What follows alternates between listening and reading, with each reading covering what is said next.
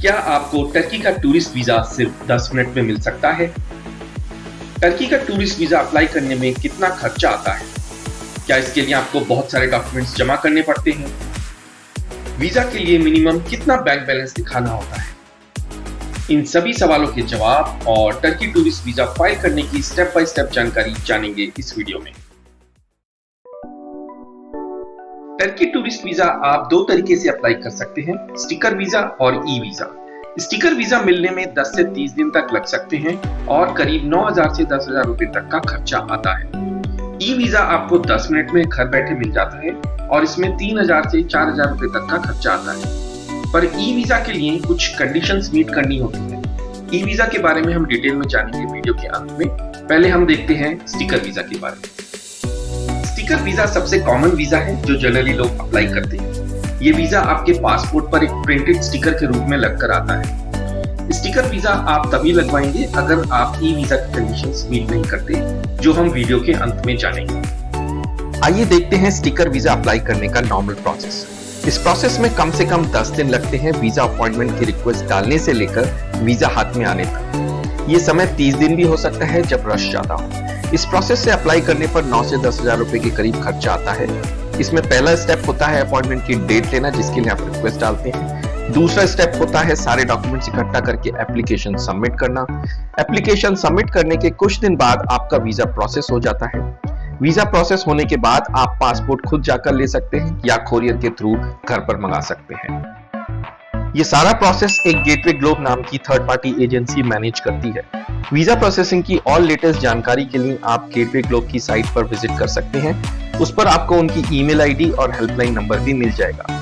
Site का link description में देख सकते हैं। स्टिकर वीजा जल्दी लगाने के लिए एक और फास्ट ट्रैक सर्विस होती है जिसे प्रीमियम लाउंज सर्विस कहते हैं। आप ये प्रोसेस से वीजा अप्लाई कर सकते हैं अगर आपके पास समय की कमी है। इसमें वीजा आपको 3 से 7 दिन में मिल सकता है और इसका खर्चा 14 से 15,000 के करीब आता है। इस प्रोसेस में आप बिना अपॉइंटमेंट वीजा सेंटर जाकर अपनी एप्लीकेशन सबमिट कर सकते हैं। वीजा सेंटर पर इसका एक अलग से काउंटर होता है जिसमें आपको ज्यादा वेट नहीं करना पड़ता। इसमें कुछ चीजें आपको ध्यान रखनी है। ये सर्विस कभी कभी पीक सीजन में डिसकंटिन्यू कर देते हैं ज्यादा रश की वजह से, तो आप गेटवे ग्लोब की हेल्पलाइन नंबर पर ही पता करके इसके लिए जाएं। इस सर्विस के लिए ऑफिशियली वो बोलते हैं कि आपका वीजा फास्ट ट्रैक होने की कोई गारंटी नहीं है, पर काफी लोगों के एक्सपीरियंस के मुताबिक इस सर्विस से वीजा काफी फास्ट प्रोसेस हो जाता है। अब देखते हैं स्टिकर वीजा अप्लाई करने का एक एक स्टेप डिटेल में। सबसे पहले आपको अपॉइंटमेंट लेने के लिए गेटवे ग्लोब को एक ईमेल लिखनी होती है जो कुछ इस तरह की होती है। इस ईमेल में आप अपॉइंटमेंट की रिक्वेस्ट करते हुए अपने डिटेल्स शेयर करते हैं। आपको अपना नाम, date of birth, contact details, passport details और अपॉइंटमेंट की प्रिफर्ड डेट शेयर करनी होती है। इसका जवाब 1 से 2 वर्किंग डे में आ जाता है। अगर आपको अपॉइंटमेंट की डेट में कुछ चेंज कराना है तो आप उनको ईमेल करके रिक्वेस्ट कर सकते हैं। इस ईमेल का टेम्पलेट आपको वीडियो के डिस्क्रिप्शन में मिल जाएगा। इसके बाद देखते हैं आपको कौन कौन से डॉक्यूमेंट्स चाहिए होते हैं वीजा एप्लीकेशन जमा करने के लिए। पहले कुछ कॉमन डॉक्यूमेंट्स, पासपोर्ट जिसकी 6 महीने की वैलिडिटी होनी चाहिए ट्रैवल डेट से और 2 पेज खाली होने चाहिए। वीजा एप्लीकेशन फॉर्म जो आप ब्लू या ब्लैक इंक से भर सकते हैं। एप्लीकेशन का लिंक आपको डिस्क्रिप्शन में मिल जाएगा। और 2 फोटोग्राफ 2.5 बाय 2.5 इंच की स्क्वायर फोटो जिसमें आपका चेहरा क्लियर दिखना चाहिए और लाइट बैकग्राउंड होना चाहिए। फिर आपको चाहिए अपनी जर्नी से रिलेटेड डॉक्यूमेंट्स, होटल बुकिंग का प्रूफ। जब तक वीजा नहीं लगता तब तक आप टेम्परेरी बुकिंग करा सकते हैं booking.com से, जो आप बाद में कैंसिल भी कर सकते हैं। याद रहे बुकिंग में आपका नाम होना चाहिए। फ्लाइट बुकिंग का प्रूफ, ये आप मेक माई ट्रिप से या किसी और एजेंट से डायरेक्ट कॉल करके करा सकते हैं। उनको आप बता सकते हैं कि आपको ये प्रूफ 100% रिफंडेबल चाहिए वीजा पर्पस के लिए। या फिर अगर आपके सभी डॉक्यूमेंट्स कंप्लीट हैं और आप कॉन्फिडेंट हैं कि वीजा मिलने में कोई प्रॉब्लम नहीं होगी तो आप नॉन रिफंडेबल फ्लाइट भी बुक करा सकते हैं। ट्रैवल इंश्योरेंस आप ऑनलाइन ले सकते हैं जो ट्रिप पर आपकी हेल्थ से रिलेटेड एक्सपेंसेस और बाकी रिस्क को कवर करता है। ये एक जरूरी डॉक्यूमेंट है वीजा के लिए। ये आप साइट्स जैसे कि ICICI Lombard, Tata AIG, HDFC Ergo, Go Digit से ले सकते हैं। ट्रैवल इंश्योरेंस परचेज का लिंक आपको डिस्क्रिप्शन में मिल जाएगा। फिर आपको चाहिए कवर लेटर और ट्रैवल प्लान। कवर लेटर में आपको बताना है कि आप कब से कब तक टर्की आ रहे हो और ट्रिप का पर्पस क्या है। साथ में आपको ट्रैवल प्लान लगाना है जिसमें आपके ट्रिप की डेट वाइज डिटेल्स होनी चाहिए कुछ इस तरह। कवर लेटर और ट्रैवल प्लान का टेम्पलेट आपको वीडियो के डिस्क्रिप्शन में मिल जाएगा। इसके बाद आपको अपने प्रोफेशन और फाइनेंस रिलेटेड डॉक्यूमेंट्स चाहिए।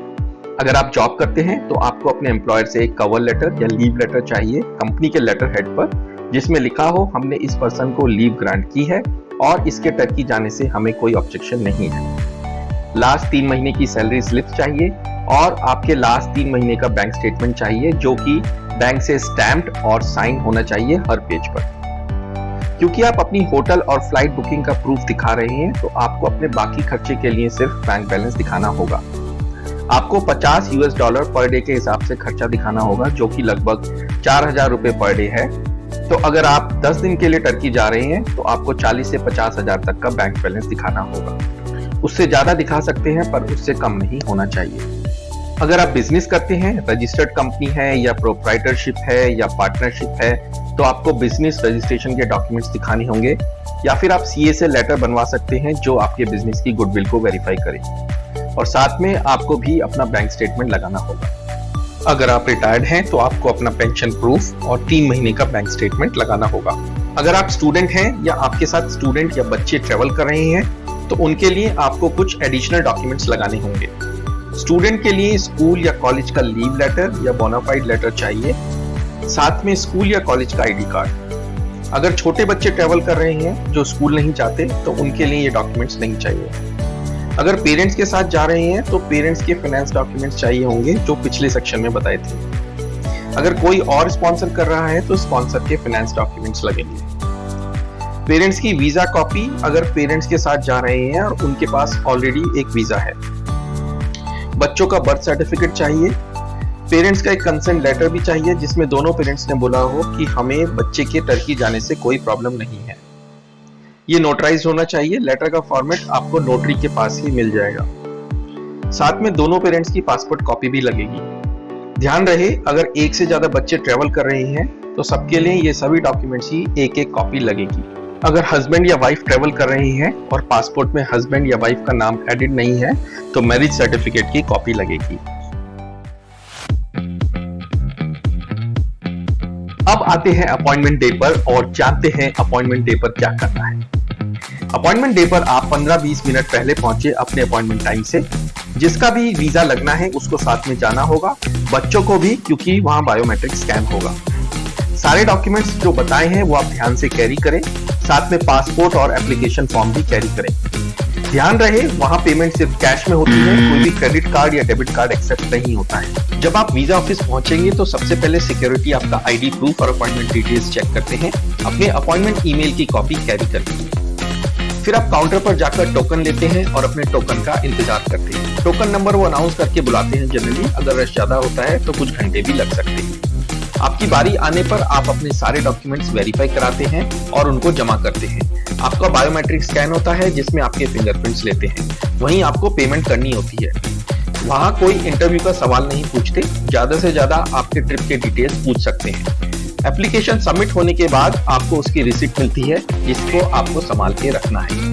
अब देखते हैं पासपोर्ट ट्रैकिंग। आप पासपोर्ट ऑनलाइन ट्रैक कर सकते हैं गेटवे ग्लोब की साइट पर और आपको एसएमएस से भी इंफॉर्मेशन आती है जब आपका पासपोर्ट रेडी होता है। एसएमएस में डिले हो सकता है, इसलिए आप ऑनलाइन भी खुद चेक कर सकते हैं या फिर आप गेटवे ग्लोब की हेल्पलाइन पर कॉल कर पता कर सकते हैं। पासपोर्ट रेडी होने के बाद आपके एड्रेस पर डिलीवर हो जाता है।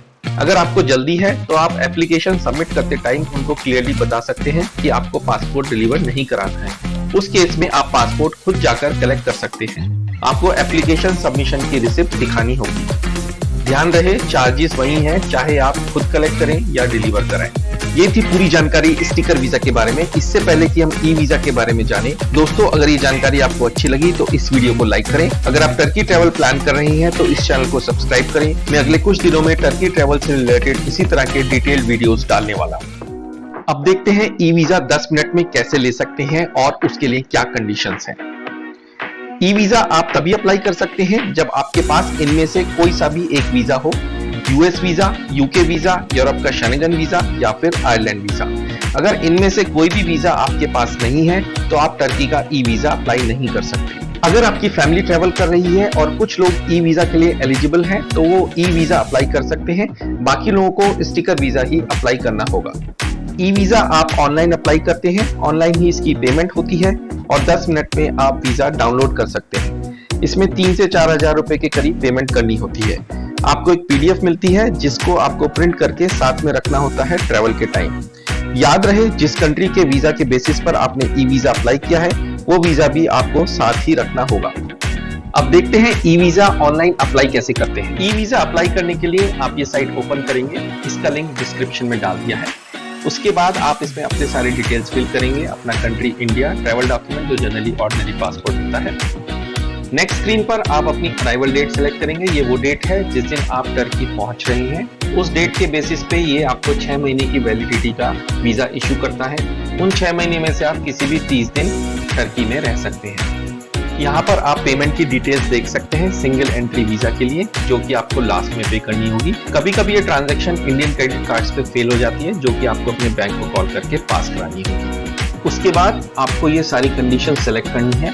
ध्यान रहे, आपको ये सारी कंडीशंस मीट करनी है। आपके पास एक वैलिड पासपोर्ट होना चाहिए पूरे टर्की ट्रैवल के दौरान।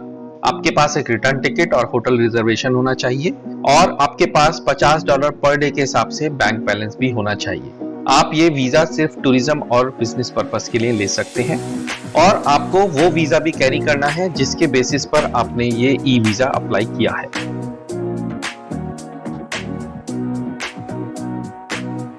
यहाँ पर आप अपने पर्सनल डिटेल्स फिल करेंगे। ये डिटेल्स आपके पासपोर्ट से मैच होने चाहिए। उसके बाद आप अपने वीजा के डिटेल्स फिल करेंगे। ये वो वीजा है जिसके बेसिस पर आप ई वीजा अप्लाई कर रहे हैं। ये इन चारों कंट्रीज में से एक वीजा होना चाहिए।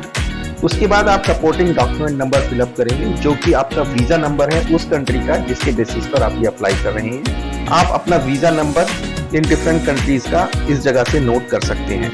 उसके बाद आप बाकी के सारे डिटेल्स फिलअप करेंगे, वैलिड ईमेल एड्रेस डालेंगे और ये फॉर्म सबमिट करेंगे।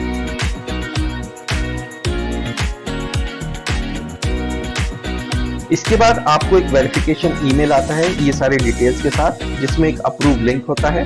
इस अप्रूव लिंक पर क्लिक करके आप अपना ईमेल वेरीफाई करते हैं। ये लिंक पर क्लिक करने के बाद आपको ये पेमेंट पेज आता है जिसपे आप अपना क्रेडिट कार्ड नंबर डालकर वीजा की पेमेंट करते हैं। अगर आपकी पेमेंट फेल होती है तो आप अपने बैंक के कस्टमर केयर पे कॉल करके ये मर्चेंट को अनब्लॉक करा सकते हैं। उसके बाद आपकी पेमेंट सक्सेसफुल हो जाएगी। पेमेंट कंप्लीट होने के बाद आपको एक और ईमेल आती है जिसमें एक डाउनलोड लिंक होता है। इस डाउनलोड लिंक पर क्लिक करके आप अपना ई वीजा डाउनलोड कर सकते हैं। ये एक PDF फाइल होती है जो कुछ इस तरह की दिखती है। इसका आपको प्रिंट लेकर अपने पासपोर्ट के साथ कैरी करना होता है। आशा करता हूं दोस्तों आपको ये वीडियो पसंद आया होगा। टर्की और अन्य जगह की ऐसी ही डिटेल जानकारी के लिए इस चैनल को सब्सक्राइब